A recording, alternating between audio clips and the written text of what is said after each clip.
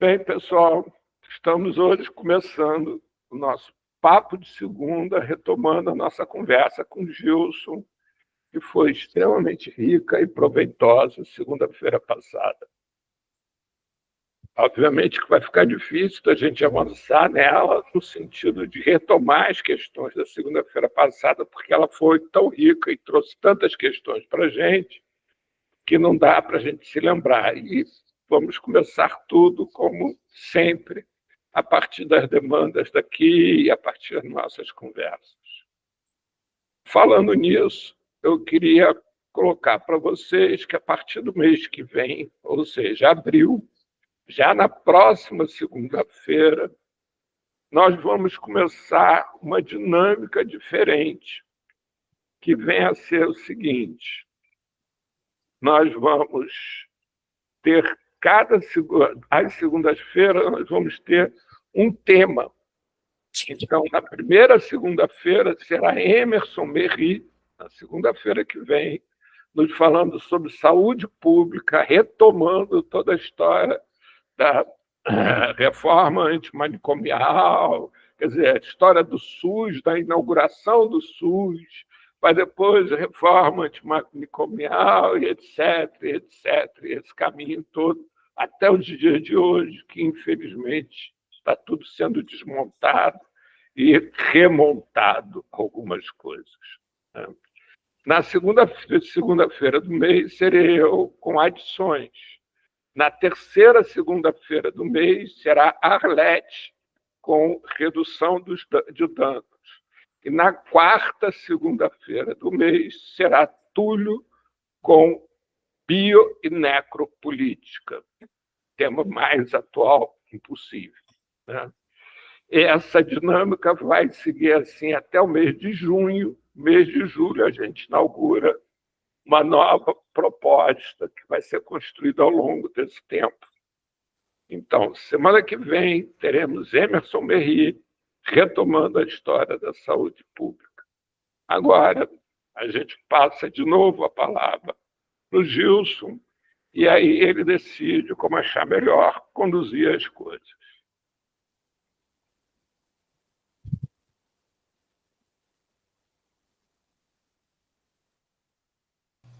Boa noite a todos, todas as pessoas que estão aqui ouvindo, né? Como é gravado, tomara que... Peraí, Gilson, 2 minutinhos só que eu esqueci de ensinar a Edna. Edna, olha aqui, está vendo aqui em cima, no seu canto superior esquerdo, tem uma bolinha vermelha, não tem? Tem. Então, isso daqui é indicando a gravação. Você apertando nela, vai surgir ao lado parar a gravação. Tá É bom. só você clicar ali e parar a gravação. Tá Certo? ótimo. Tá certo. E depois você vem aqui em cima e fecha a janela. Combinado? Essa janela que fecha é... Aqui em cima, ó. Como outra qualquer. Ah, tá bom. Bom. Então, Boa noite. Obrigado pelo convite, né?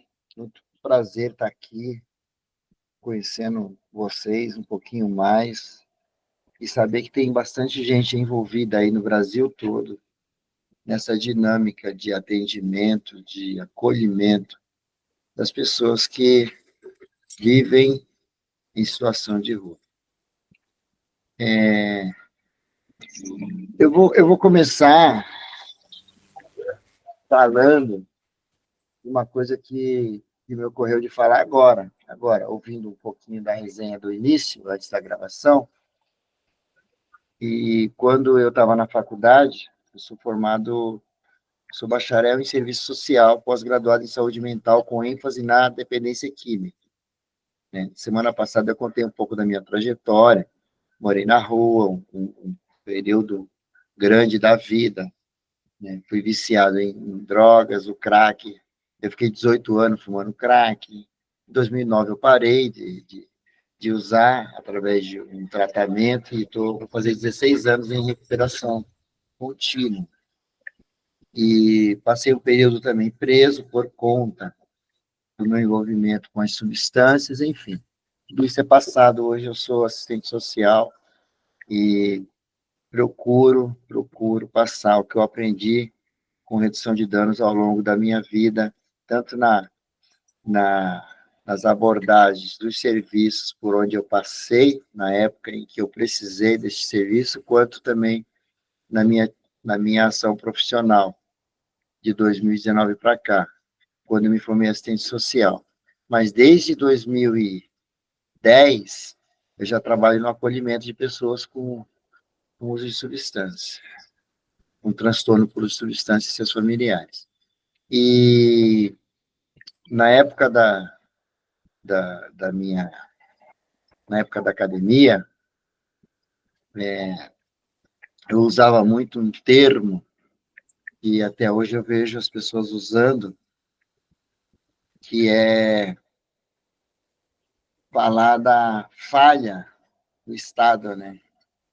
O Estado falha, por exemplo, as ONGs atuam onde o Estado falha, e nem mesmo com toda a atuação de todas as ONGs,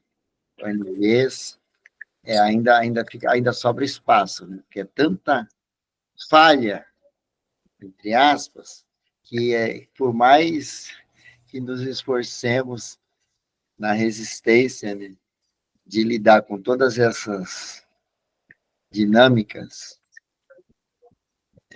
não damos conta. Eu via o Tabacô falando das angústias e das suas ansiedades a respeito de como resolver esse problema, enfim. Mas, na verdade, não é falha, é um projeto político, né?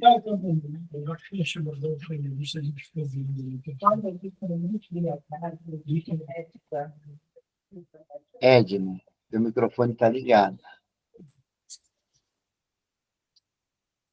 É um projeto político, na verdade, não é falha. A falha do Estado. E o pior de tudo, né, é que quando eu não entendia que era um projeto político, eu reproduzia essa informação de que era uma falha. Mas por que eu replicava e reproduzia isso? Porque eu entendia dessa forma. Por que eu entendia dessa forma? Porque eu estava alienado, como a maioria das pessoas estão. E vão continuar. Porque poucas pessoas, a não ser profissionais, pessoas que estão aí empenhadas, né, em entender a conjuntura, né, desta contemporaneidade, a conjuntura dos nossos antepassados, a conjuntura da construção política e social deste Brasil que a gente vive, poucas pessoas estão interessadas nisso, né?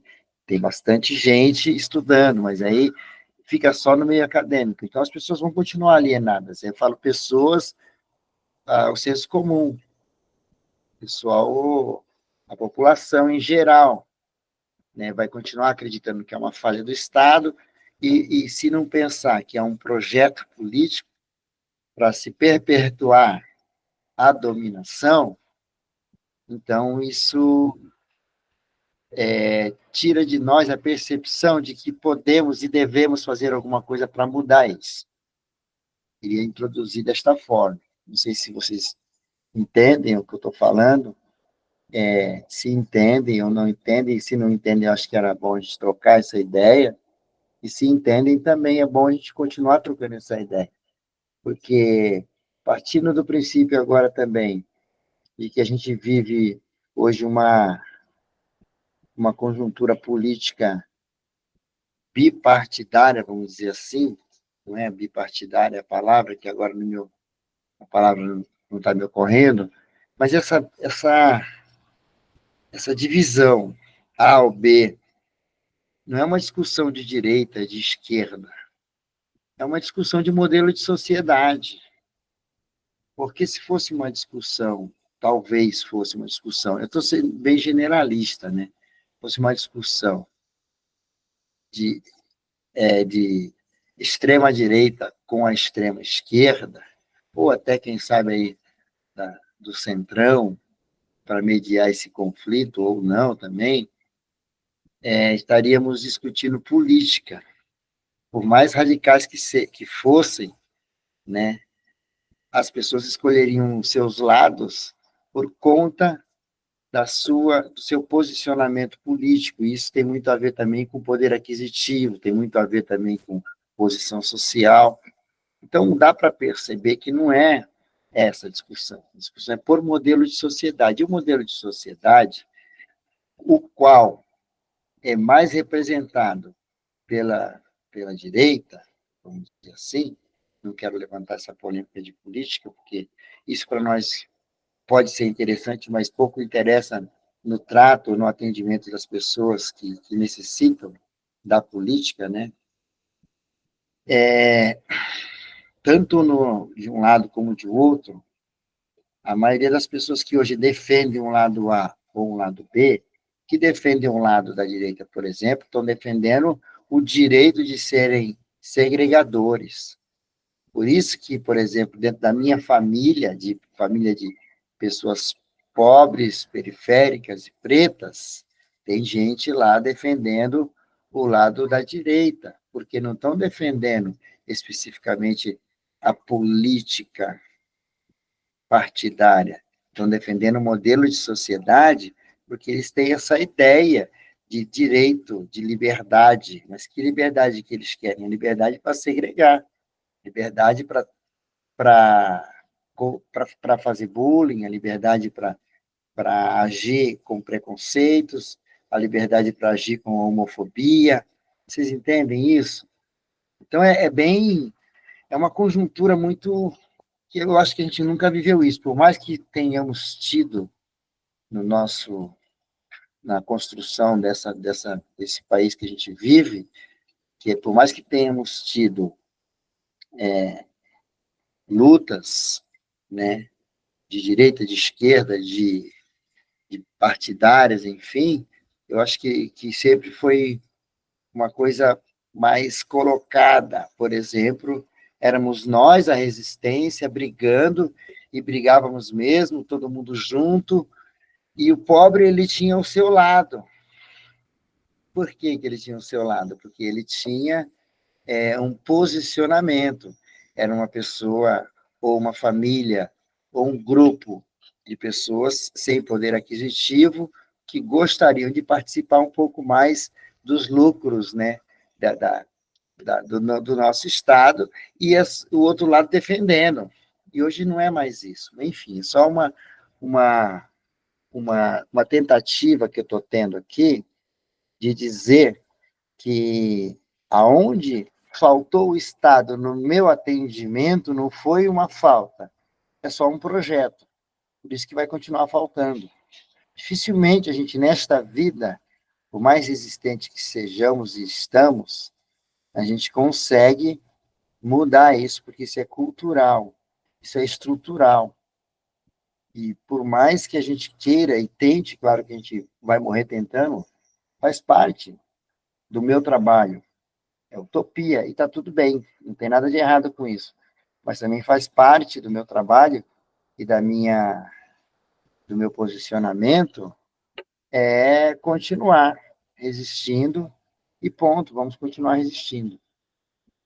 E, então, quando, por exemplo, eu me envolvi com substâncias na minha adolescência, aonde que eu aprendi a maioria das coisas ruins, vamos dizer assim, né? Eu vou falar do jeito que eu falo com a molecadinha. A maioria das coisas que eu aprendi nesta minha vida, hoje eu sou um homem de, embora não pareça, 58 anos de idade, faço 59 já este ano, e a maioria das coisas que não presta, eu aprendi na escola. Bom, aí eu estou dizendo vamos falar de moral cívica, né? Vamos dizer assim. Aprendi um monte de coisa que presta, mas também aprendi um monte de coisa que não presta.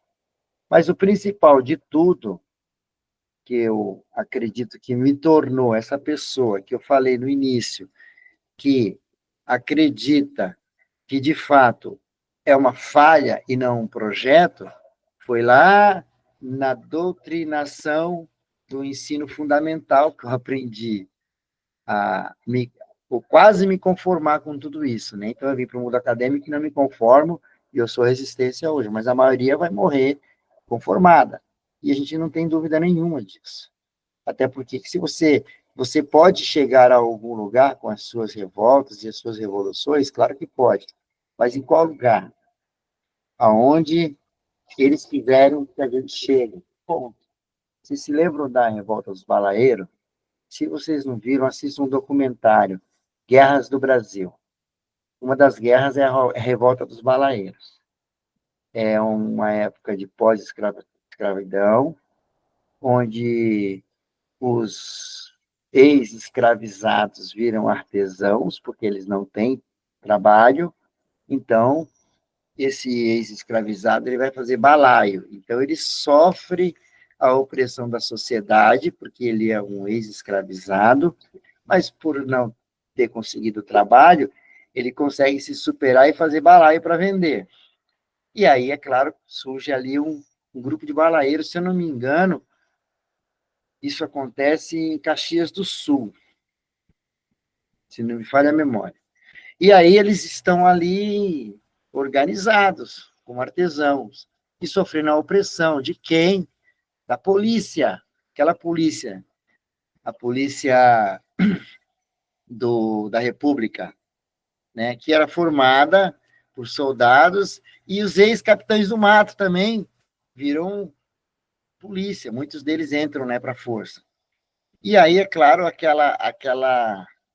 um contexto, né, bem generalizado, aquela rincha, né, vamos dizer assim, vem com a mudança. Tudo muda, a pessoa deixa de ser escrava, o outro deixa de ser capitão do mato, mas os sentimentos não mudam da noite para o dia. Então, as pessoas que estão lá trabalhando com artesanato, fazendo os balaios, são perseguidas. E uma dessas perseguições causou muito transtorno para um dos balaeiros, porque esses ex-capitães do mato, eles estupram a mulher e a filha e roubam a mercadoria. Eles já eram oprimidos, né? O tempo todo, mas isso é um episódio que marca na história, na revolta. Aí eles se organizam e tomam a cidade. Os balaeiros se organizam e tomam a cidade, se revoltam, e ali e ficaram um tempo. O que acontece? O governo, vendo essa revolta, vai para cima dos balaeiros com toda a força. Eles tentam, de alguma forma, até que vem um general lá, um comandante de algum lugar, que tanto que o nome desse infeliz, ele foi homenageado porque ele foi lá e matou mulheres e crianças e conseguiu tomar a cidade de volta, acabou com a revolta e foi homenageado com o nome da cidade, que ele passou a ser chamado depois desse massacre de Duque de Caxias. Mais ou menos essa história. Bom, talvez eu tenha falado alguma bobagem aqui, mas vocês assistem lá o documentário e vão entender. Então, até onde vai a revolta? Até onde eles permitem, porque a gente tem grana para se revoltar? Não tem. Vocês lembram na época, 31 de março hoje, né? É uma data importante. Vocês lembram na época Lembra, né? A gente conhecendo a história vai lembrar da época do final da ditadura, né? Então, como que termina toda aquela revolta que tinha, toda aquela resistência? Termina com massacre, né? Por que que nós somos massacrados? Por que que a nossa revolução, a nossa rebelião é massacrada? Porque a gente não tem grana, a gente não tem recurso, e a gente não tem a crueldade que eles têm, né? De torturar e matar nossas crianças, nossos amigos, para conseguir o que eles querem. Ponto. Então, partindo desse princípio, a gente já entende que é um projeto. Entendemos que é um projeto, vamos seguir. Vamos falar de um indivíduo, por exemplo, que teve lá uma infância razoável, tranquila, de família pobre e tal, estudou em colégio estadual, e, de repente, a mãe era alcoólatra, já vem ali no gene lá um pouco de alcoolismo, em 88, um adolescente já trabalhador, desde garotinho eu sempre trabalhei, e aí você vai lá, olha a formação do cidadão, né? Vai para a xepa, na feira, com carrinho, ajuda as senhoras para ganhar um trocado, começa a chegar com um trocado em casa, isso é bom para a família acha legal, ou seja, uma criança, ela começa a sair do contexto de criança antes de antes do previsto. Por quê? Porque ela começa a ter responsabilidade, porque trazer dinheiro para casa é legal para a família. Então, a família fala, pô, que bacana, traz mais dinheiro. Então, a família já não está preocupada, no começo se preocupou bastante, mas depois já não está mais preocupada como que o dinheiro chega em casa, o importante é que o dinheiro chegue, aí a criança vai para o supermercado, isso está acontecendo o tempo todo, viu, gente? Não é uma coisa que só aconteceu comigo. Hoje eu moro aqui na periferia, e eu vou para a cidade, eu vejo os meninos da periferia fazendo a mesma coisa que eu fiz quando eu era criança, fazendo pacote no mercado, carregando a sacola das pessoas, vendendo uma balinha, para voltar para casa com o dinheiro, e eles voltam para casa com o dinheiro. Isso é só um começo, mas em algum ponto da existência, essas crianças vão ser assediadas pelo crime, e não é da forma que as pessoas falam, né? Ah, assediadas pelo crime, porque o criminoso foi lá, pegou e falou, vem aqui, que não sei o quê, que aqui é legal, não é nada disso. São situações do cotidiano que naturalmente vai encaminhando para esse contexto. Depois, é o que acontece, essa violência na infância, né, que eu digo que eu tive a minha inocência violentada pela minha necessidade. E se aí tivesse um projeto de político preocupado, de fato, né, para resolver essas questões, elas seriam resolvidas, sem dúvida nenhuma. Não é falta de recurso, é recurso mal usado. E aí, essa é a introdução. E aí a criança vai crescendo, tudo bem, e aí aquelas tentativas que as famílias da minha época tinham, que a gente tinha aqui em São Paulo, o SESC, o SENAI, né, foi uma tentativa, né, que não deu certo, a guardinha, não sei como funciona aí na onde vocês estão, mas aqui em São Paulo a gente tem o Camping Círculo de Amigos do Menor Patrulheiro, aqui na Baixada Santista tem no Guarujá, tem de São Vicente, tem de Santos, tem de Itanhaém, e foi para onde eu fui encaminhado, né?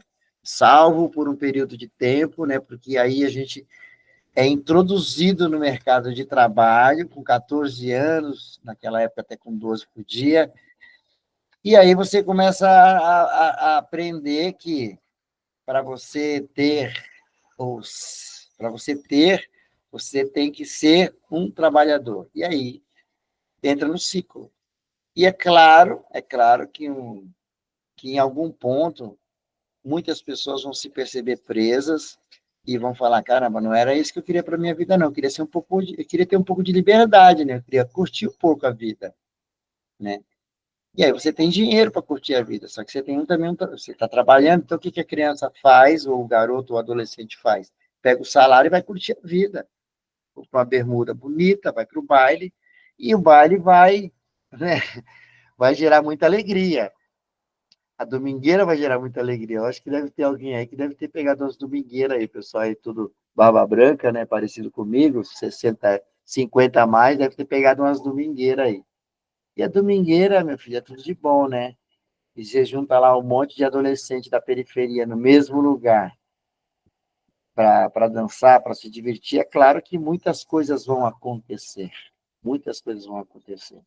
E, de fato, aconteceram, e aí eu me envolvi com álcool, depois maconha, e aí as coisas foram acontecendo. Quando eu percebi, eu já estava dominado. E aí, poderia ter tido uma orientação? Poderia, mas eu não me lembro, de verdade, falando. Eu me lembro de uma palestra que eu tive na escola sobre tabagismo na 8ª série. Não me lembro de ter tido aula de educação sexual na minha infância, no ensino fundamental. Não me lembro de ter tido aulas sobre prevenção de uso de substâncias, também não me lembro disso, nenhuma roda de conversa, nada, não me lembro de nada disso. Então, tudo que eu sei sobre drogas, eu aprendi na rua, com os meus colegas, né? E hoje, trabalhando com isso, tudo que eu sei sobre tratamento, claro que a gente aprende na academia, a gente aprende nos cursos. Mas é isso, a gente é resultado de um descaso, resultado de uma falta proposital do Estado. Porque para manter o ciclo vicioso de um homem preso ao ciclo capitalista, ele trabalha para trabalhar, você precisa ter esse domínio. Então, é um projeto, não é uma falha. Isso é um projeto, porque se quisessem, não seria assim, poderia ser bem melhor. É claro que se nós tivéssemos aí 100% de gestão eficiente, não teríamos 100% porcentagem zero de problemas de pessoas em situação de rua, não seria porcentagem zero de pessoas com problema de uso de substância, não seria mesmo. Eu tenho plena convicção disso, mas não seria o absurdo que é hoje. Não tem problema nenhum a pessoa comer. Oi, pois não. Alguém falou. Paulo, fui eu. Queria Oi, Paulo. Pode falar, Paulo. é que você está colocando um volume de informações enorme. E aí surge uma série de comentários, uma série de questões que eu gostaria de pontuar.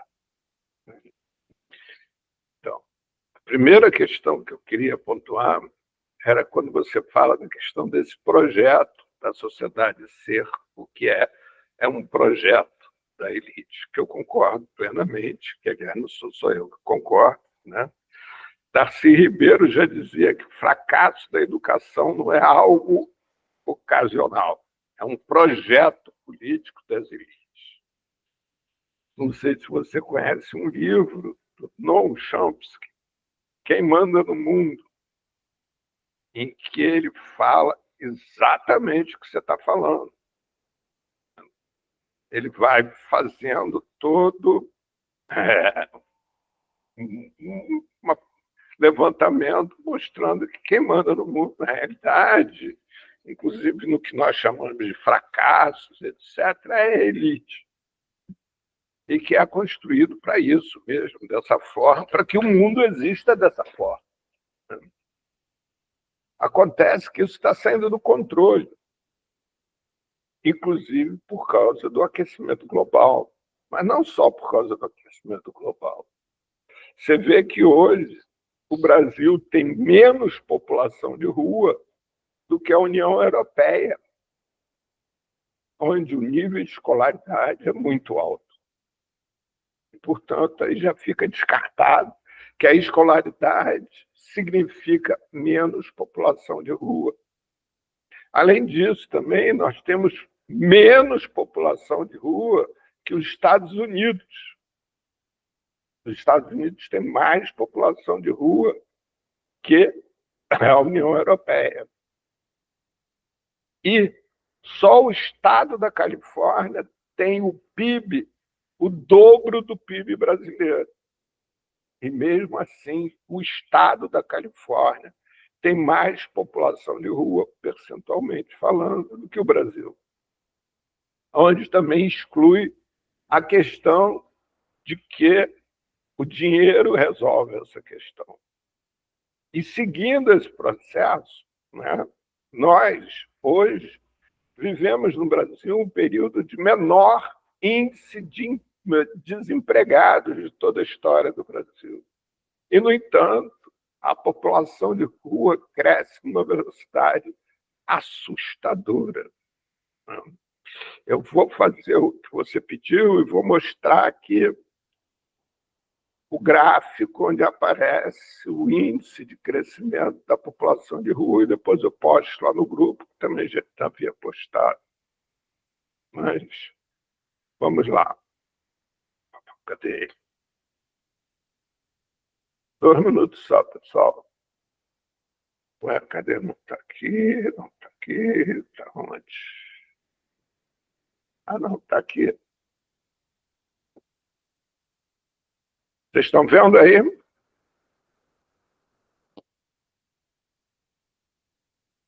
Vocês estão vendo? Sim. Sim, sim. Então, está aí, ó. Média mensal de famílias a mais nas ruas. Governo Lula, 5.264. Bolsonaro, 1.660. Temer, 1.824. Dilma, 1.123. Então, o que também desvincula a população de rua de oferta de emprego. E aí surge uma pergunta, que é uma pergunta bastante interessante. Afinal de contas, se não é nada disso, o que é? Como é? Hoje a gente, não sei se vocês sabem, completando um pouco, o índice de chegada às ruas de pessoas com nível superior é maior do que o índice de chegada às ruas de analfabetos ou baixa escolaridade. Isso no mundo inteiro, não é só Brasil, não. Que também, de novo, exclui a questão de nível de escolaridade. E também diversas pesquisas demonstram que somente entre 15% e 20% da população de rua usa substâncias psicoativas regularmente, o que também exclui substâncias ou drogas dessa questão como fator único. Daí, assim, voltando ao que você falava, Gilson, população de rua faz parte da estrutura da humanidade, ou melhor, excluídos sociais fazem parte da estrutura da humanidade desde sempre. A gente pode imaginar que a população, o ser, que participou de população de rua, mais conhecido na humanidade, chama-se Jesus Cristo. Jesus Cristo era um típico população de rua. Não tinha endereço, comia o que lhe davam, convivia entre os mais pobres e foi morto por discordar daquele regime de vida que ele lutava para que os mais favorecidos tivessem uma luz ao sol também. E a população como um todo escolheu salvar 2 ladrões e matar ele. Se a gente for olhar a história das civilizações anteriores a isso, por exemplo, os nativos brasileiros, os incas, eles já tinham escravos. Tinham escravos sexuais, escravos de várias ordens, que também não tinha regime capitalista. Então, olhar para a população de rua, nós no Observatório preferimos usar o termo excluídos sociais, é olhar uma proposta no regime de vida. Não é uma proposta onde está contida alguma coisa. Logicamente que essa forma de viver desemboca na forma de distribuição de renda, desemboca na forma de escolarização e assim por diante. Mas não é algo sequer recente, sempre existiu na história da humanidade. E todos aqueles movimentos, raríssimos foram aqueles movimentos que existiram e conseguiram transformar a distribuição de renda efetiva, né, numa possibilidade mais humana, onde a solidariedade persista e exista.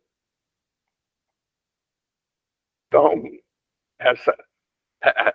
olhar para o que acontece agora, nesse momento, na humanidade, por si, o fato que acontece maior, no meu modo de ver, no modo de ver do observatório, não é a existência da população de rua, nem é o agravamento da situação da população de rua.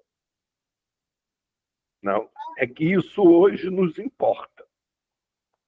Isso hoje, segunda-feira, 31 de março, às 8 horas da noite, existem aqui presentes 6 pessoas discutindo sobre isso, pensando sobre isso. Existe uma pessoa como você, Dilson, que estuda, que se prepara, que se dedica para trabalhar com isso, sem nenhum cunho religioso, sem nenhum cunho de tentar alguma recompensa em vidas futuras, passadas, presentes, ou qualquer coisa do gênero. Assim como tem a Edna, o Sérgio, Tabacou, a Ana Maria, né? Ana Maria não, a Helena, são pessoas que não suportam viver dessa forma de vida e estão dedicando a sua vida para transformar essa forma de vida, mesmo sabendo, Wilson, como você afirmou, que nós não vamos conviver com isso, nós não vamos usufruir disso. É a mesma coisa que a gente plantar um jequitibá.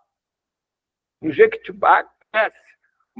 Jequitibá é uma árvore que cresce 1 centímetro por ano no seu diâmetro. Então, eu, Paulo, que tenho 70 anos, se eu plantar um jequitibá hoje, se eu achar que eu vou viver até os 90 anos, eu vou ver esse jequitibá ter 20 centímetros de diâmetro, não é nem um palmo de diâmetro, vai ser um arbusto. Mas meu bisneto vai ver uma bela árvore. E aí, Gilson, eu acho que a questão é nós podemos nos valorizarmos também. Porque se você é a pessoa que você é, Gilson, que pelo pouco que te conheço, me parece uma pessoa extremamente bonita, com uma proposta de vida, com uma visão de mundo muito similar à minha, é porque você viveu tudo o que você viveu. Inclusive o que você chama de coisas ruins. Porque essas coisas ruins fundamentaram as coisas boas que você tem. Te estimularam a buscar outras coisas além daquilo. E te tornaram quem você é. E, de novo, eu vou reafirmar algo para completar. Nós, no Observatório, não trabalhamos com o paradigma da dependência química. O paradigma da dependência química é criado pela filosofia da guerra às drogas para poder justificar o uso de violência contra determinadas populações que agiam contra o interesse geopolítico das elites. Isso que você viveu, Gilson, que o que você aprendeu de ruim está na escola, uma pesquisa da Unesco demonstra que no Brasil, nas escolas onde existe a maior difusão, comércio e uso de substâncias psicoativas. E quanto maior o poder aquisitivo da população que frequenta essa escola, mais existe a circulação de drogas e o estímulo ao uso de drogas.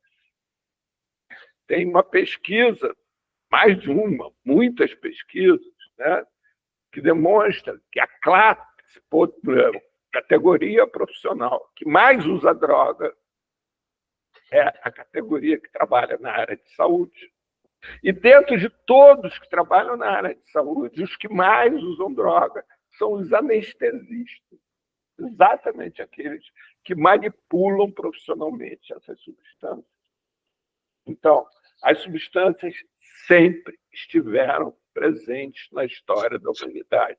Nunca existiu na humanidade uma sociedade que não fizesse uso de substâncias psicoativas para os mais diferentes fins. O ópio é tradicional, o uso na China, a cachaça é tradicional desde sempre, o vinho, maconha, e nunca usou-se o termo vício. O termo vício é criado no século XVIII, exatamente para poder conter, quando é criado também o manicômio, o presídio, a escola e os conventos. Se cria o termo vício para poder isolar da sociedade aqueles que incomodavam a sociedade e faziam uso de substâncias.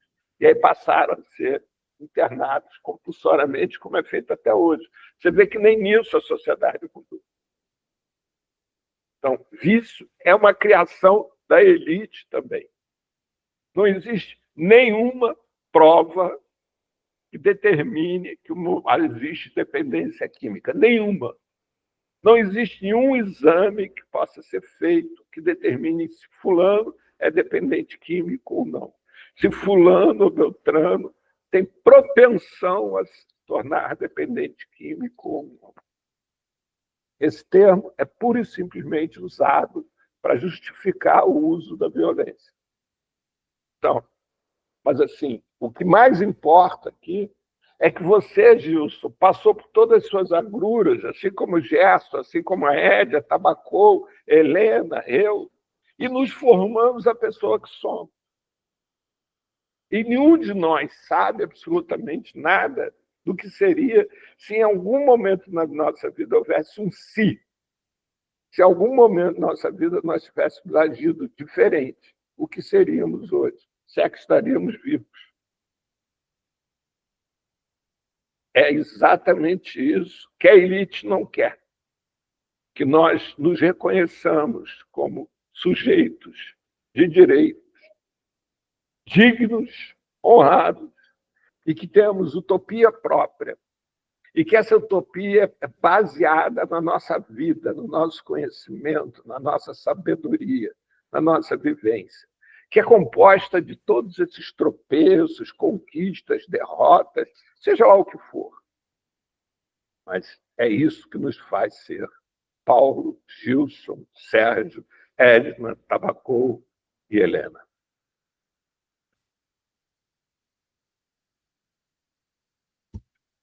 Maravilha, quase não, né? Uma poesia. Obrigado pela tua fala. Não tem nenhuma mão levantada aí? Só para é um bate-papo. Sérgio está querendo falar. Tá bom, pode falar, Sérgio, fica à vontade. Me parece que o Gilson quer pontuar alguma coisa da fala de Paulo. Por favor, Gilson, você ia falar alguma coisa a respeito do Paulo. Sim, essa questão, né, que o Paulo falou, que a gente trabalha muito isso na redução de danos. Eles precisam justificar o tapa que eles dão na cara dos neguinhos na rua, ponto. Eles precisam justificar por que eles não querem fazer as intervenções necessárias para minimizar, resolver, ou atender essa demanda que é a população de rua. Porque a gente sabe, assim, para mim é muito simples de entender, talvez eu seja um louco falando uma loucura para vocês aqui, mas a questão é financeira para todo mundo que está na rua. Você chega para um cidadão que mora na rua, você mora... Por que você está na rua? Eu estou na rua porque eu não tenho dinheiro para pagar um aluguel. Eu sou uma pessoa que eu moro aqui de aluguel na minha casa hoje. Hoje eu consigo manter, mas eu consigo manter porque eu estou trabalhando, né? E se eu não trabalhar, como é que eu faço? Vou morar de favor, até encher o saco da sogra, do sogro, de alguém que eu conheço, e falar, não quero mais você aqui na minha casa. Tá bom, para onde eu vou? Vou para a rua. Por que eu fui para a rua? Por causa de droga? Não. Por causa de violência? Não. Fui para a rua por causa de grana. Falta dinheiro, falta política habitacional. Entende isso? Então, é muito mais fácil falar que o cara está na rua porque ele usa droga, ele é um bêbado, do que falar que a gente ele está na rua porque a culpa é nossa, né? Eu estou como se eu fosse da elite, estou falando como se eu fosse um político elitizado, que eu pudesse resolver o problema e não resolvo, só quero me eximir da minha responsabilidade, dizendo que o camarada está na rua porque ele tem lá os seus problemas pessoais, né? Tem até um destaque aqui num dos artigos que eu andei lendo essa semana. Ele fala assim, entre os principais fatores que podem levar as pessoas a irem morar nas ruas estão ausência de vínculos familiares, pode ser, perda de alguns ente querido, sim, também, desemprego. Tá vendo? Desemprego é uma política que ela podia ser muito bem arquitetada, a ponto de, por exemplo, na cidade onde eu moro, a gente não ter cadastrado no CAD único mais de 50% da população, ou seja, mais de 50% da população de Itanhaém vive abaixo da linha de pobreza. Agora, não tem emprego para essa galera toda? Não, mas teria para 25, metade dessa população. Teria se fosse bem articulado. Mas por que não tem emprego para todas essas pessoas? Porque estão uberizando. Na verdade, em vez de estar melhorando, está piorando, né? Porque estão uberizando todos os empregos. Todos os empregos. Daqui uns Gilson, dias... eu queria Deixa eu te só concluir interromper. rapidinho, eu vou concluir. Tá? E daqui uns dias a padaria não tem atendente. Você vai chegar lá, vai pegar o seu pão. Você percebe como o projeto vai funcionando? E aí, vou dizer que a população da rua é a população de rua porque usa droga por causa disso, por causa daquilo outro. Na verdade, é o último, nos dados científicos, são as últimas, o último número. Só aparece lá no finalzinho, drogas e álcool. Tá bom? Era isso que eu queria falar. 2 minutos, Sérgio. Olha só, vocês estão vendo o que aparece agora na tela? Gilson, você está vendo? Tô vendo. Tá. Também Vamos lá. estou. Rapidamente.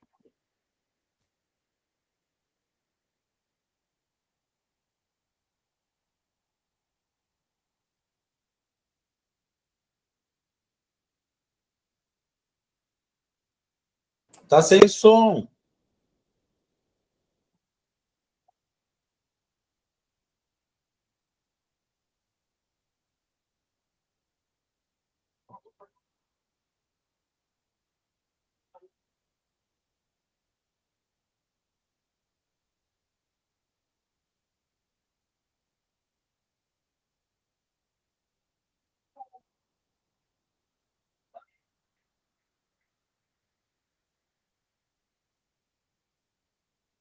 Bem, eu sei que estava sendo som, mas tem um letreiro. Vocês querem ver de novo?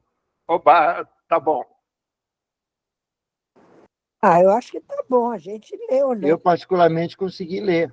Eu Tranquilo. também. Nós já vimos esse vídeo algumas vezes. Eu já vi esse vídeo algumas vezes. Depois tem um Sim. letreiro, né? Tem uma legenda. Tranquilo. Isso. Então, pessoal, de novo, trazendo a questão, né, que Gilson levanta. Está ali, Gilson. Essa pessoa tem toda a qualificação que possa se esperar de alguém. Ela é alemão, vive nas ruas de São Paulo e poderia estar morando, voltar a hora que quisesse para a Alemanha e usufruir de todos os benefícios sociais que a Alemanha oferece a ele. E você vê que na fala dele, quando pergunta para ele o que falta para você sair da rua, ele não diz assim, um emprego. Ele diz um computador e um quarto. Isso, né, evidencia o quadro que nós vivemos hoje. Porque uma pessoa hoje, para ter um emprego, não basta ter um conhecimento teórico. Não basta, pura e simplesmente, ter toda aquela formação que esse alemão tem. Porque, como se viu de novo, vou relembrar, né, foram, o ano passado, 500 mil pessoas pediram licença ao INSS nos seus trabalhos para poderem tratar de saúde mental, problemas de saúde mental. Em inglês seria burnout. Nós temos no Brasil, Gilson, 10.200.000 pessoas que deram o título de nem trabalham, nem estudam. Vou repetir, 10,2 milhões de pessoas, segundo o IBGE. Essas pessoas não pagam INSS, essas pessoas não têm nenhuma inserção social, nada. Ficam em casa sem trabalhar nem estudar. Então, o que eu quero dizer e o que eu estou afirmando aqui é que a questão não é a questão unifatorial. Você vai encontrar na rua médicas que a família tem poder aquisitivo e ela está na rua, não está em casa. Eu conheço pessoas na rua que eram trabalhadores concursados da Petrobras, ganhavam muito bem, e, em vez de pedirem licença para tratar de saúde mental, pura e simplesmente pediram demissão e foram para a rua. E não tem nenhum traço de sofrimento, de distúrbio mental. Eu conheço, não estou falando de alguém supostamente. Então, essa é uma situação e é uma questão extremamente complexa, que não dá para a gente atribuir a um fator, seja ele financeiro, seja ele de emprego, ou comida, ou doente mental, ou qualquer outra questão. E, repito, isso não é só no Brasil. O Brasil hoje tem menos população de rua que a União Europeia, e menos ainda do que os Estados Unidos. E, completando, existe um projeto neoliberal que afirma que, para o suíço poder continuar consumindo a mesma quantidade de água que ele consome hoje, não sei se vocês sabem, os suíços são os que mais consomem água per capita no mundo. Tem que morrer até 2050 10% da população que existia em 2020. Isso quer dizer que, além das mortes naturais que vão existir entre 2020 e 2050, né, tem que morrer 700 milhões de pessoas até 2050, para reduzir o consumo de ar, de água e etc., e a elite poder ter um planeta Terra que suporte eles sem que seja comido igual gafanhoto. E o aquecimento global torne a vida inviável no planeta Terra. Então, esses 700 milhões de pessoas que têm que morrer, além de todas as mortes naturais, né, não estão contidos só alguma categoria, não, são de todas as categorias. Eu podia passar aqui a noite inteira falando disso. Só o que eu estou querendo contextualizar é que hoje saiu completamente do controle. Hoje, a gente dizer que é um projeto da elite, eles manterem as coisas como estão. Mas o que eles vão fazer para os bisnetos deles ou para os netos dele poderem continuar usufruindo deste planeta Terra, de qualidade de vida que eles têm, ninguém sabe. Saiu do controle. Completamente. Então, fora de controle.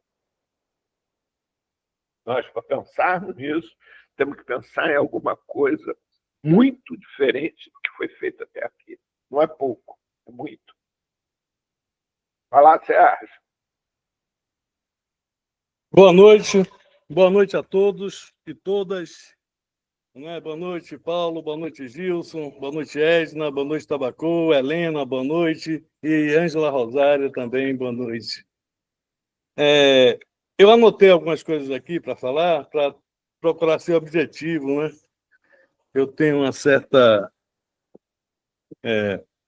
Não, eu quero ser mais objetivo e fiz assim. Bem, vamos começar por Gilson. Gilson, ele colocou que comumente se fala de falha do Estado, né? Mas não é. Não é a falha do Estado, ele fala depois dele conseguiu compreender, estudando, né, se inteirando do mundo, ele compreendeu que não é uma falha de Estado. É um projeto político. E falou da revolta, das coisas todas, da revolta dos balaeiros, e argumentou a respeito dessa conclusão dele. E realmente tem sentido esse projeto político. E agora, Paulo finalizou isso, concluiu isso de uma forma bem legal também, para a nossa compreensão, falando que a elite realmente tinha esse projeto político, e hoje em dia isso fugiu do controle.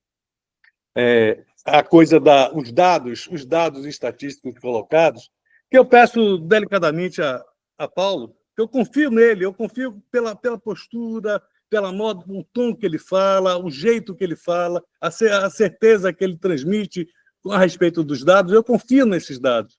Mas é bom que eles tenham fontes que sejam repassadas nos grupos, as fontes desses dados, essas pesquisas, porque é bom que a gente tenha certeza disso, todos. Porque eu vejo que na Europa e nos Estados Unidos, eu andei pesquisando, é claro que tem mais população de rua do que nós, no Brasil, porque a imigração na América e na Europa é muito maior, está sendo muito grande. Africanos e asiáticos em todos os lugares. Na Austrália também, eu tenho amigos que moram na Austrália e é uma coisa bem, os asiáticos, japoneses, chineses, todo mundo está indo para a Austrália. Muita gente está indo para a Austrália, não digo todo mundo, mas muita gente está indo para a Austrália, para os Estados Unidos e para a Europa, né? E essa migração tem muita gente que consegue emprego, mas tem muita gente também que vai parar na rua. Isso engorda o contingente populacional de uma forma absurda, né? E aí a gente vai compreendendo essas coisas, né? O que é que Paulo diz, o que é que Gilson diz, né? Como é que essas coisas se transcorrem. E aí eu fiquei pensando aqui, esse projeto Cidadania Sustentável, que, a meu ver, está nas entrelinhas do projeto, quando a gente pode pedir a Paulo, que eu acho que ele pode colocar à disposição de algumas pessoas do que é aquilo, está nas entrelinhas que há uma formação política sendo colocada ali. Não é? O exercício da cidadania, a gente precisa colocar isso, porque as pessoas que estão nas ruas, além de querer ser incluídas, elas querem se sentir cidadãs, né? Cidadãs, elas fazem parte da cidade. E para ter cidadania, tem que ter um mínimo de compreensão de quem são, do que fazem, fazer alguma coisa e lutar por direitos, né? Pelo menos. Existe uma certa um cruzamento desses dados que eu faço na minha cabeça, que é uma coisa para a gente começar a procurar fazer. Eu penso assim, eu penso que a gente começar a procurar fazer, começar a procurar ver as coisas como um projeto a ser realizado. Onde? Nessa micropolítica que a gente vive. Porque já que a gente não tem essa confiança, nessa consideração dos poderes instituídos, né? Desses poderes, como é que chama? Tem um nome que fala para isso. Os poderes instituídos mesmo, né? Politicamente, sejam os políticos, sejam as autoridades outras, nas mais diversas instituições, já que a gente não tem essa consideração deles, que a gente procure fazer a consideração da gente, em nossas famílias, em nossas relações, em nossas associações, nesse espaço micropolítico, que eu acredito muito nisso. Eu acredito nisso. Eu acredito que essa micropolítica talvez vai ser a grande fonte de resistência dessa sociedade que está aí constituída e de uma forma já sem controle de nada, né? Porque essa educação moral e cívica que a gente tomou, eu também tomei muita aula em educação moral e cívica, né? E essa resistência que a gente faz, né? Porque eu estudei no colégio tradicional, talvez um dos mais caros aqui de Salvador, Bahia, porque meu pai era professor de educação física e eu tinha bolsa nesse colégio. Eu não podia perder de ano, acabei gostando de estudar. E estudei, mas eu me rebelei, porque eu era o aluno mais pobre da sala, né? Tinha muitos abastados, empresários, filhos de empresários, de pessoas famosas, donos de supermercados, isso e aquilo, desembargadores, filhos de desembargadores. E eu era o filho do professor de educação física, que era meio assim, meu pai não tinha carro na época, era um negócio meio sério. E aí, eu comecei a me rebelar nisso, essa revolta dos balaeiros, né? Me rebelar contra as imposições que queriam mandar, queriam fazer, queriam me usar como o fazedor, né? O leve trás, coisa e tal, e tudo, eu negava tudo isso. Comecei a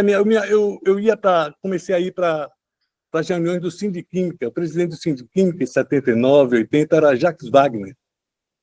né? Esse senador que está aí hoje, e o PT estava se formando nos anos 80. E é isso aí foi me dando uma certa noção de política. Eu formei uma associação dentro do colégio, um centro de estudos sociais, né? E aí eu comecei a entender isso aí. Mas eu tinha 17, 18 anos, me envolvi com substância, mas eu não quero falar da minha vida, tá vendo aí? Por isso que eu anotei a coisa aqui. Isso aí eu falei como exemplo, como começou essa coisa na minha resistência a essa coisa formal do poder, né? Tanto que, quando chegou, eu fiz o curso de psicologia, eu fiz a parte toda teórica.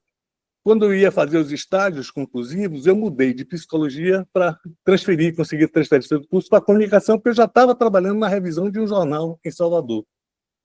E aí fiz o curso todo o curso de jornalismo. Aí, quando tinha que apresentar o projeto de conclusão de curso, eu encontrei uma dona, ela me chamou para ir morar com ela numa fazenda de cacau e tomar conta da fazenda e tudo isso, e eu fui para lá com ela. E aí acabei sendo jubilado da UFBA, né? A Universidade Federal da Bahia. Mas isso me deixou triste por um tempo depois, né? Porque eu fiquei sem qualificação profissional, apesar de já trabalhar com jornalismo, né? Porque eu fiquei afastado de todos, e aí, resultado, eu comecei a pirar. Mas como eu já tinha passado pelas ruas, eu já tinha usado muita coisa quando já estava nessa idade de 30 anos, o que é que aconteceu? Eu fiz até um rock and roll na época, eu tive uma banda de rock também.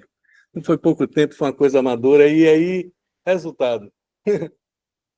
Essa falta de formação profissional, que ao mesmo tempo me impediu, me dificultou minha vida profissional, ao mesmo tempo ela me catapultou, ela me impulsionou para outra coisa, para esse lado da resistência, esse lado do marginal, dos excluídos sociais. Esse tempo que eu passei na rua foi na época foi no começo da faculdade, foi entre 83 e 84 que eu passei na rua, esse ano aí, lá em Porto Seguro. Mas morar na rua em Porto Seguro era maravilhoso. Era uma sensação de liberdade muito grande. Nessa época ainda, mais ainda, né? Eu tomando ácido e na rua, e era interessante essa vivência, mas isso também foi complicado. Mas aí vamos voltar, porque eu não quero me perder. Essa educação moral e cívica foi castradora. Essa educação moral e cívica formatou um bocado de mente, um bocado de colega meu na época, que era filho disso, daquilo, que tinha grana. Está tudo formatadinho lá, casadinho com família, carro, não sei o que, na família. E a maioria bolsonarista mesmo, a maioria extrema-direita, a maioria naquela onda de vamos conservar nossos valores, vamos deixar esses caras ter que morrer, viado tem que se fuder. E a palavra era mais ou menos essa mesmo. Esses caras viraram tudo isso, eu tive que me afastar deles porque já não conseguia nem conviver com eles assim, né? Com a maioria deles. Alguns até eu consigo falar alguma coisa. E aí, resultado, a gente tem que se colocar nesse lado de resistência. Mas a resistência, como o Gilson falou, a gente ir para a revolta armada, para a revolta competitiva, sem dinheiro, como é que a gente vai enfrentar esses caras? Não tem jeito. Tanto que essa tentativa de revolta armada nos anos 60, né, 68, essas épocas aí, foi foda, né? Foi um massacre total, tortura, porque os caras são muito mais poderosos nesse sentido. Né? O que é que a gente tem que fazer? Tem que agir com inteligência total. Projetos como esse, tem alguns projetos, como foi o Ponto de Cidadania em Salvador, o Ponto de Cidadania em Salvador, o de Braços Abertos em São Paulo, hoje em dia tem o Corpo para Braços também em Salvador, e tem projetos aí, tem esse CISART que o Tabacô falou, esses pequenos projetos de bairros não vão solucionar as coisas, claro que não, mas eles vão colaborar para que as pessoas comecem a se encontrar, se colocar, vai um, vai outro, daqui a pouco já não são 100 mil moradores, pessoas em situação de rua, já são 80 mil, já são 50 mil. Então, o tanto que diminua, já vai ser alguma coisa. A gente começar a agir com inteligência nesse sentido. Vamos tocar para frente esse projeto Cidadania Sustentável, porque ele tem um cheiro, ele tem uma coisa assim de proposta viável, proposta possível, que a gente pode construir, que a gente pode participar e que a gente pode levar adiante. Pode levar para outros lados, né? Porque aí não seria só uma revolta, uma resistência, mas seria uma conquista de espaço. Uma conquista de um espaço social que a gente começa a se colocar, a estar presente. Aí seria até uma espécie de evolução de modo da sociedade se organizar, né? Porque é isso que a gente tem que ser. Eu penso assim, né? Não, nesse negócio de é isso que tem que ser, não. Eu não vou dizer desse modo. É dessa forma que eu penso.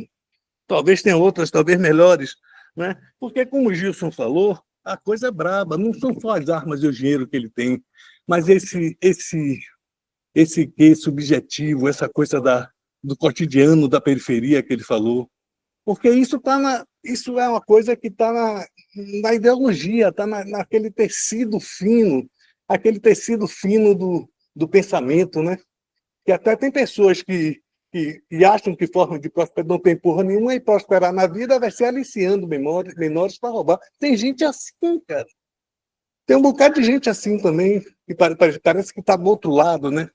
Eu não gosto de dividir em bem e mal, mas é uma coisa da dualidade, né? Essa dualidade é inerente, é uma coisa real no planeta Terra, né? A gente aqui, a gente vive esse lado, uma força que destrói e uma força que constrói, né? E a gente tem que ver por onde que a gente vai. Às vezes é necessário destruir, tem muita coisa que tem que ser destruída mesmo, mas é muito mais positivo, muito mais forte construir, porque construindo você prospera, né? Prospera, e é isso que tá. O reino vegetal mostra isso claramente, né? Da semente colocada com todo o código genético, tudo ali na semente, e ela, quando encontra condições favoráveis, ela cresce, se desenvolve, floresce, frutifica, e é isso que é a natureza, né? E essas coisas todas eu penso assim que tem uma questão que eu coloquei. Sim, já estendi, né?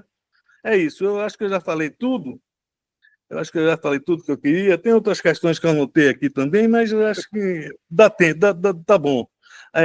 A presença, eu quero falar isso aqui, e isso é uma informação muito importante, pode nos incentivar a saber como nos colocarmos diante desse dilema, né? Dessa sociedade, que é quando o Paulo falou que a presença dos excluídos sociais, através da lente, se a gente vê através da lente ampliada da história das civilizações, ela foi permanente. Sempre houve excluídos sociais e sempre houve o uso de substâncias psicoativas. Quer dizer, isso é um dado muito importante para a gente começar a pensar de como, o que seria bom para que isso fosse transformado daqui para diante, né? Que é de onde a gente pode agir, de onde a gente pode atuar daqui em diante.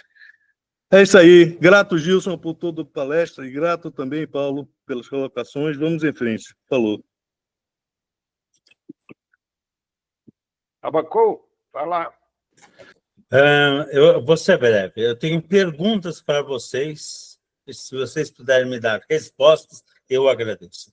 Olha, eu acho que é falha do governo do Estado, sim. E a gente tem que... Tá na Constituição que é obrigação do governo erradicar a pobreza. Então, não está cumprindo, nem no âmbito federal, nem estadual, nem municipal.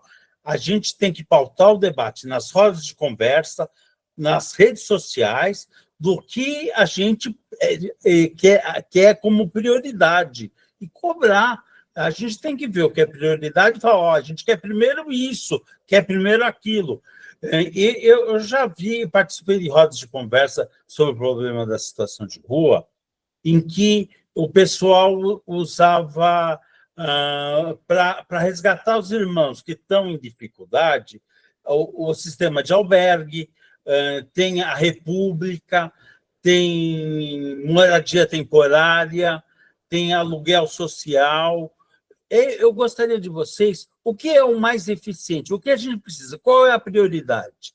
Eu quero cobrar os órgãos públicos para eles cumpram a função deles, que é erradicar a pobreza. Então, tem que gerar emprego, pleno emprego, precisa salário digno. Não basta ter emprego com salário de miséria, que nem é hoje.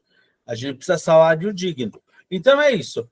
Se vocês puderem me dar uma luz de qual é a prioridade, se é o sistema de república, é albergue, é moradia temporária. Gilson, você podia me dar uma luz, por favor?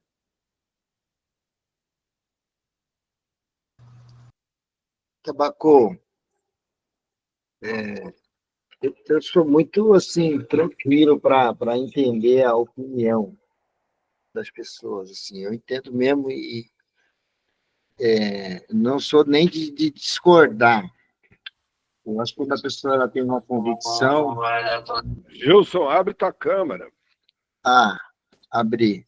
Quando você tem uma convicção, eu nem tento discutir, porque, principalmente quando a gente fala de política, né? Em qualquer assunto, quando a pessoa já tem uma convicção, não tem uma abertura para uma discussão, aí eu nem começo a conversar, porque eu acho assim que talvez eu crie uma certa antipatia.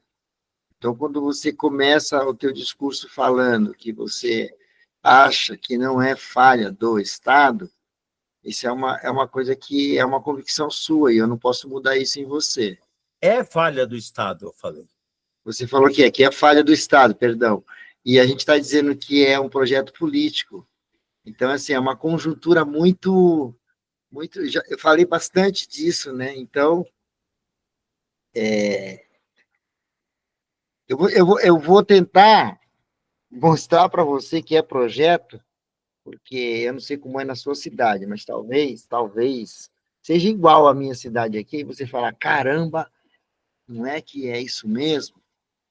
Eu fui alocado aqui dentro do Centro Pop por indicação técnica, porque alguém achou que eu tinha competência para ir lá para o Centro Pop e ser o técnico responsável, assistente social, para trabalhar no atendimento lá. Um coordenador, um assistente social, e essa é a equipe. Tem demais coisas que acontecem lá, mas são feitas por ONGs. Dificilmente isso acontece. Geralmente, quando um RPA, um regime de contratação de autônomo, ele vai para dentro de um serviço público, ele vai por indicação política, não vai por indicação técnica, até porque você pode colocar qualquer pessoa. Então, se você é um gestor, você está lá no executivo e você pode indicar alguém, você vai indicar alguém que votou em você ou alguém que trabalhou para você na eleição. Ponto. Aí você tem lá os cargos de confiança, que são as pastas. Secretaria da Educação, Secretaria do Serviço Social, Secretaria da Segurança Pública. Não tem, raramente, tá? Você vai encontrar, eu já ia falar, não tem, que eu sou do discurso radical. Vocês estão vendo um Gilson com uma postura muito amenizada aqui, mas eu sou de jogar coquetel molotov na prefeitura. Eu sou esse cara, né, da revolta armada, né? Só não estou fazendo isso porque eu ainda não enlouqueci, mas um dia eu chego lá. Mas veja bem, raramente você vai ver nesses cargos de confiança um técnico capacitado, por exemplo, na pasta do serviço social, um assistente social, na pasta da segurança pública, um agente público de carreira, uma pessoa lá, um advogado, alguém que entende do assunto. Eles vão colocar na pasta da educação, na pasta da cultura, vou colocar quem eles querem colocar. Então, se isso é uma falha ou é um projeto, entende? Então, é complicado não entender que isso é projeto, aí eu já não sei nem como conseguir convencer você. Né? Existem coisas que precisam ser feitas, que são as medidas, que a gente fala medida paliativa, a gente acaba fazendo muita coisa, né? Você vai lá, o serviço público, ele só não é pior porque ele é feito por humanos, por seres humanos. Então, tem muitos seres humanos lá trabalhando para as coisas melhorarem, mas continuamos atendendo o projeto. Quando você vai para dentro de um serviço público e começa a fazer alguma coisa bacana, humanizar o atendimento no Centro Pop, por exemplo, isso começa a mexer com os cofres públicos, por exemplo, ou isso começa trazer algum tipo de resultado que para a gestão não é interessante, aquela pessoa que está trabalhando ali naquela pasta, ela vai ser tirada daquele lugar, porque funcionário público não vai mandar embora, mas eles tiram e mandam para outro lugar, porque tem que continuar como está, e ponto final. Mais ou menos isso. Né? Se alguém quiser acrescentar mais alguma coisa.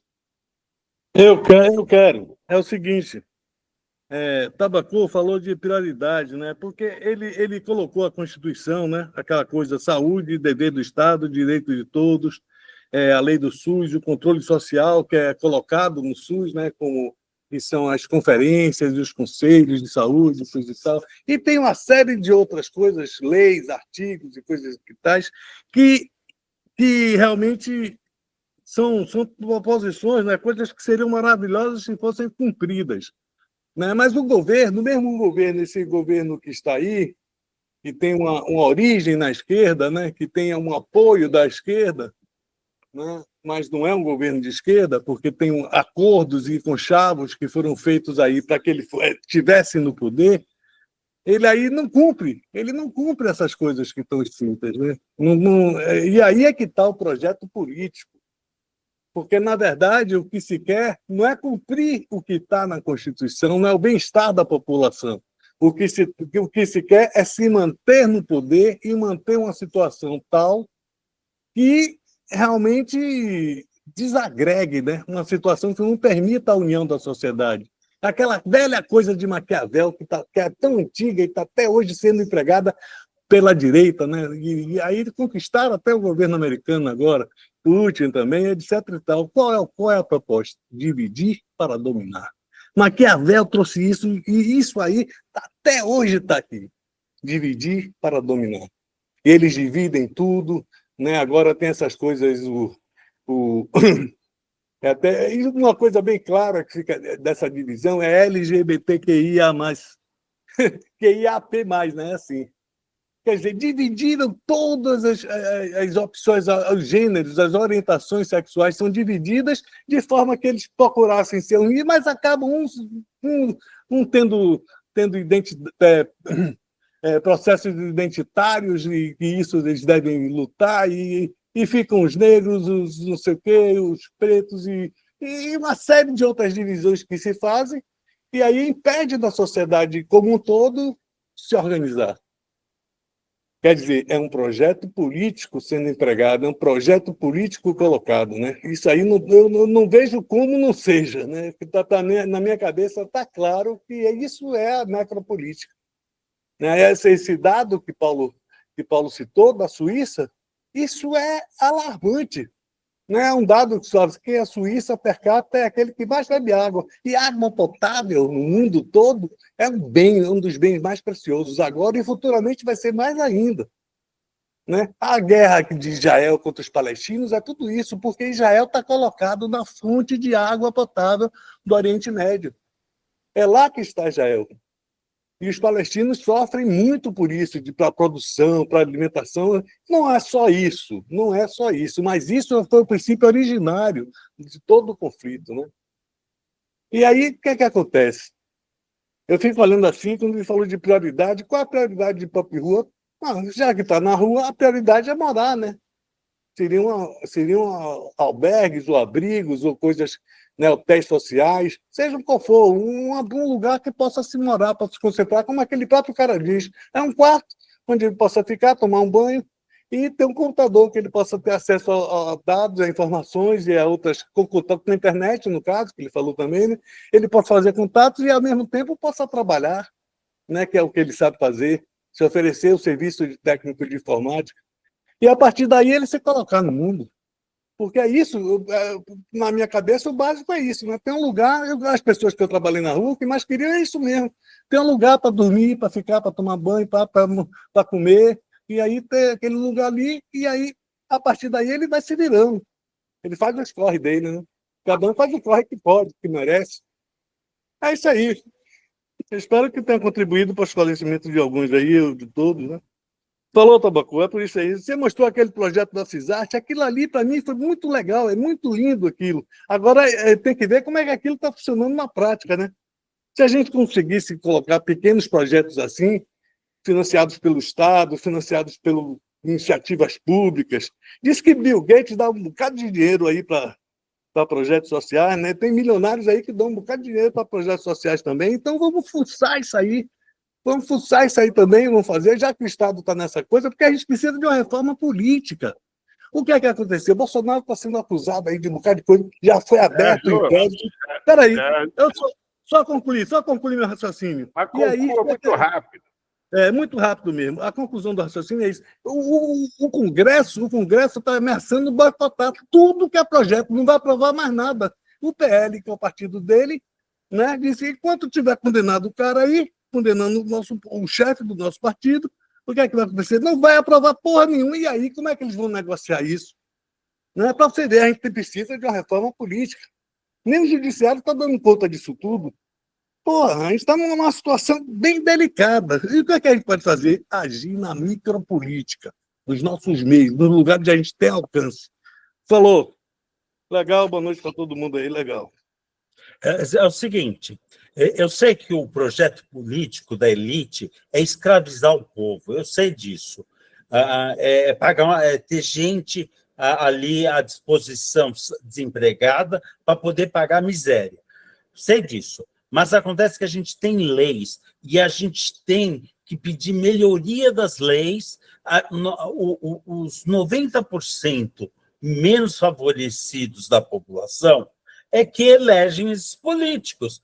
A gente tem que criar consciência de classe, a gente tem que fazer rodas de conversa, a gente tem que ir nas redes sociais e pautar o debate. Agora, a gente tem que ver o que a gente vai pôr em pauta.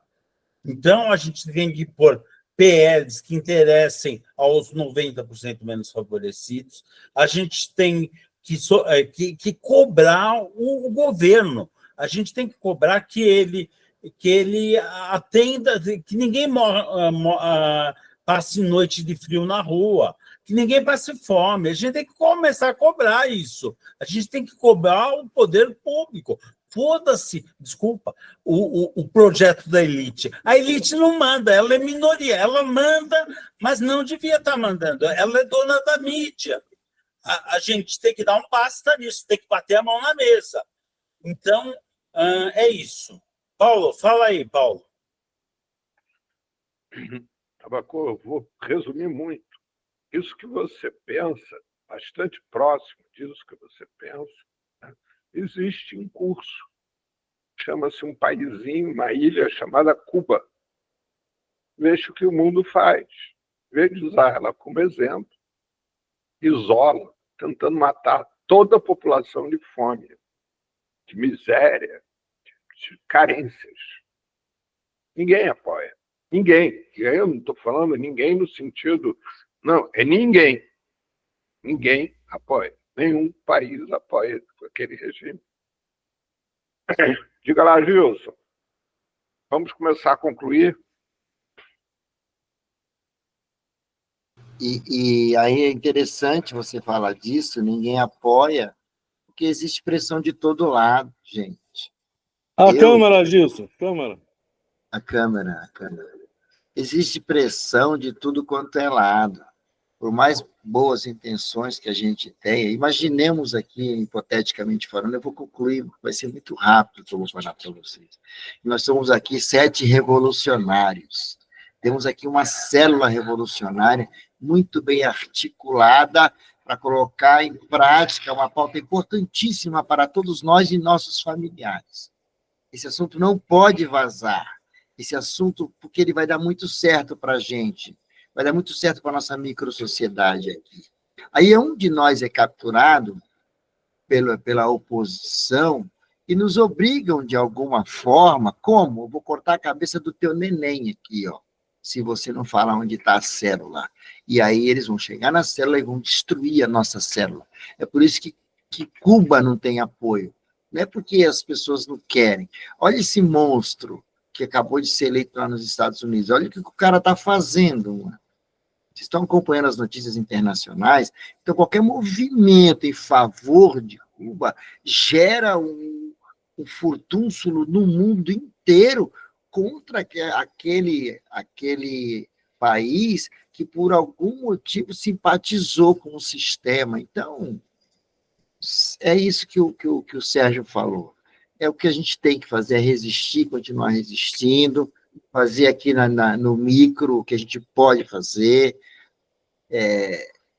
Infelizmente, eu sou assistente social, deveria trabalhar, e trabalho quando posso, no empoderamento do sujeito, na garantia de direito, né? Mas muitas das vezes eu estou fazendo muito mais caridade do que garantindo direito. E ainda em nome do Estado, tá? Tem esse detalhe.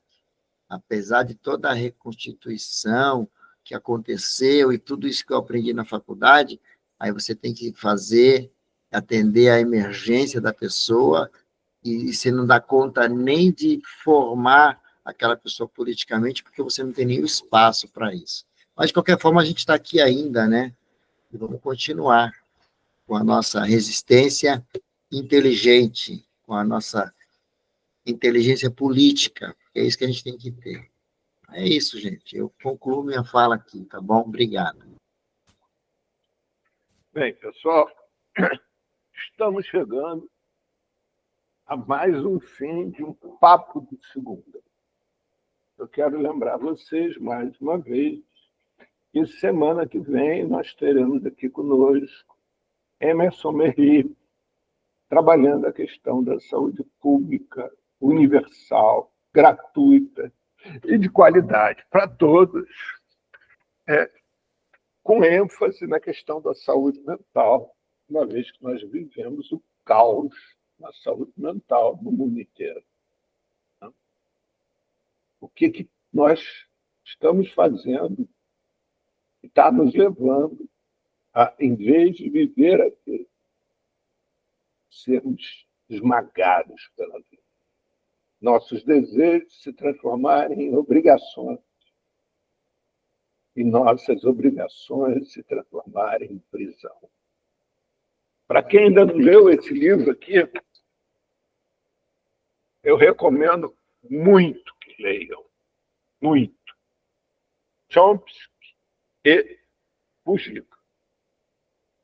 É uma conversa entre duas pessoas que desafiaram permanentemente o sistema e que falam que é possível viver o que nós batalhando para construir. Lembrando que Mujica foi presidente do Uruguai, um pequeno país na América Latina que tem os melhores índices de vida de toda a América Latina. Tem maiores índices de felicidade e qualidade de vida. Chomsky é um homem de 95 anos que escreveu somente 150 livros, alguns deles para nos deixar como pensar por muitas gerações. Eu recomendo que vocês leiam Quem Manda no Mundo. Vai embasar bastante essa conversa que nós aqui estamos tendo, né? E que prosseguiremos tendo. Então, não esqueçam, divulguem, falem sobre, vamos nos unir. Quanto mais unidos nós estivermos, mais fortes. E aqueles que pensam diferente da gente, por favor, venham participar aqui desse papo de segunda. É na diferença que a gente aprende, não é na igualdade. Na igualdade eu só me reafirmo. Então, aqueles que pensam diferente da gente e que têm a possibilidade de conversar sobre, sem querer impor nada, por favor, seja solidário conosco e venha dividir conosco esse teu conhecimento. Seja generoso. Nós estamos aguardando vocês aqui ansiosamente. Forte abraço para todos. Até segunda-feira que vem. Segunda com Emerson Merli. Falou, gente. Abraço. Boa Todos aí noite, também. Vamos lá. obrigada.